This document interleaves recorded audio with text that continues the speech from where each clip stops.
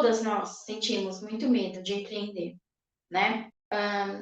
Não sei se ele é muito discutido, porque geralmente a gente camufla, né, a gente finge que não está sentindo, ou a gente desiste, ou a gente vai com medo mesmo, mas o medo está sempre lá, e nem sempre ele é verbalizado, né, nem sempre ele é dito, não é assim? Quero deixar claro aqui com você aquela sensação de desistência, mas a desistência também confunde. Para deixar mais claro ainda, aquela sensação de fim de ciclo, porque quase todo dia a gente pensa em desistir, né, Déia?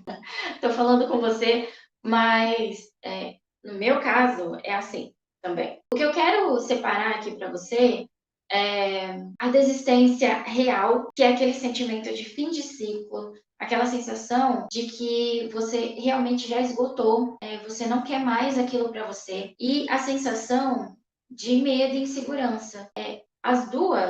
Os dois sentimentos vão resultar numa vontade de desistir, mas um é real e o outro não, tá? Então, o real é esse de você ter a sensação de fim de ciclo. Sabe um relacionamento?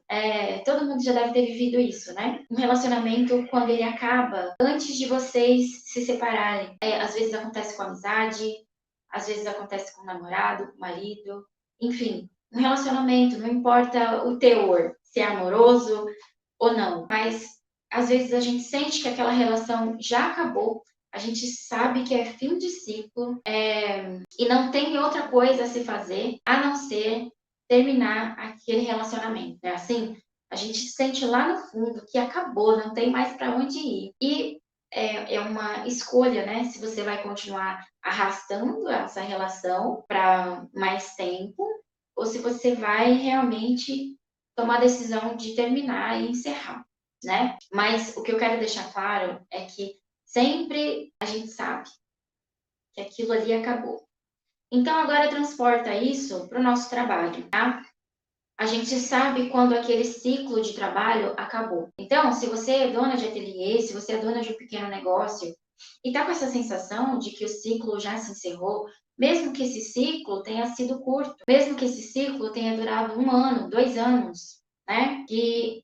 Para que você diferencie o sentimento de desistência real e o sentimento de desistência que a gente vai entrar agora, que é o sentimento de você quer desistir porque você está insegura, você quer desistir porque você está com medo, mas não é um sentimento de fim de ciclo como esse que eu acabei de narrar aqui para vocês. Não é um sentimento de fim de ciclo.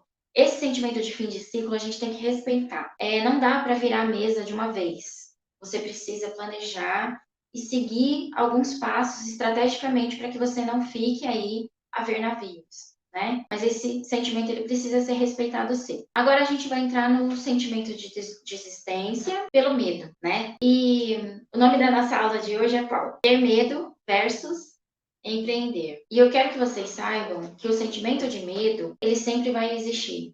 Às vezes ele bloqueia a nossa ousadia, a nossa criatividade, a nossa clareza de pensamento. E é aí que está a cilada. Oi, Graça, bom dia. Aí é que está a grande cilada. Você se vê bloqueada, sem ideias, sem pensamentos criativos, e você acha que isso é o fim da linha. E não é. Isso é só você sendo afetada pelo medo, pela insegurança. Nós falamos muito sobre isso na aula de ontem, na nossa reunião do Círculo de Mulheres Criativas. Olha que nome lindo! Círculo de Mulheres Criativas. Ativas, de ação, né? Criativas de criatividade também. Oi, Neide, bom dia. Nós falamos muito sobre isso ontem, sobre não se deixar paralisar pelo medo. Né? E muitas vezes passa pela nossa cabeça, quero desistir, não quero mais isso, pelo simples motivo de que dói muito quando a gente tenta ultrapassar essa barreira do medo, essa barreira da insegurança, a barreira do desconhecido. Eu também passo por isso, principalmente quando a gente tem aula aqui, quando eu tenho que vender algum curso, eu passo por isso também, igual você, igualzinha. Só que se a gente deixar o medo paralisar a gente, o que é que vai acontecer? O nosso negócio vai falir, nosso negócio vai quebrar. E o nosso negócio é tão dependente da gente, ele é 100% dependente da gente, assim como um recém-nascido. Então, por isso que eu tô te falando que o nosso negócio, porque eu também faço parte, tá? Também sou uma empreendedora em carreira solo, pelo menos por enquanto. E se você faz parte desse perfil que eu citei agora, você tem um negócio que se comporta como um recém-nascido, como um bebezinho recém-nascido, totalmente dependente de você. Seria bom que não fosse, mas ele é dependente de você, 100%. Totalmente dependente do seu humor, do seu ânimo, das suas ações, só vai se alimentar se você der comida. E se você parar, se você chegar naquele ponto que o medo causa inércia, sabe? Aquele medo que paralisa. Se você chegar nesse ponto, ele vai morrer, porque ele é um bebezinho que não sabe se virar sozinho. O seu negócio vai morrer se você não alimentá-lo, se você não lidar com ele adequadamente.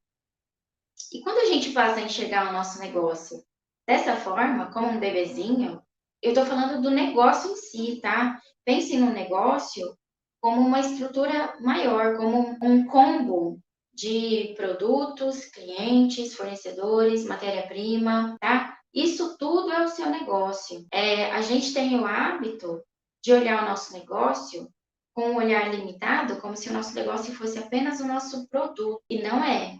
O nosso produto é apenas um componente dentro do nosso negócio. O nosso negócio é uma coisa muito maior do que isso, tá?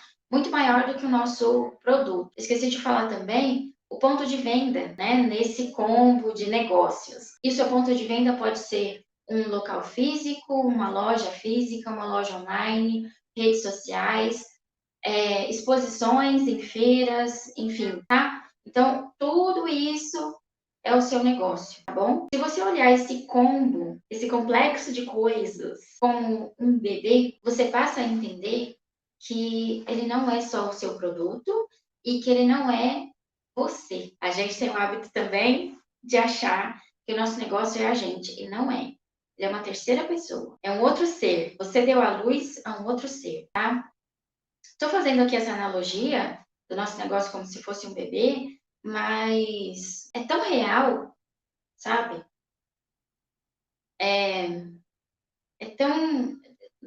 Quase que não é uma analogia, quase que é a realidade, sabe? Não é só um exemplo fictício. O seu negócio é o seu bebê. E o nosso objetivo, né, o nosso olhar para o futuro, o nosso planejamento é o quê? Eu vou cuidar desse bebezinho, vou alimentá-lo, vou cuidar, vou investir, né, nesse bebê, né, assim, para que ele cresça e mais para frente ele vai andar sozinho com as próprias pernas. Não vai ser mais dependente de mim. Não é isso? Isso não é lindo, gente? É isso que a gente almeja.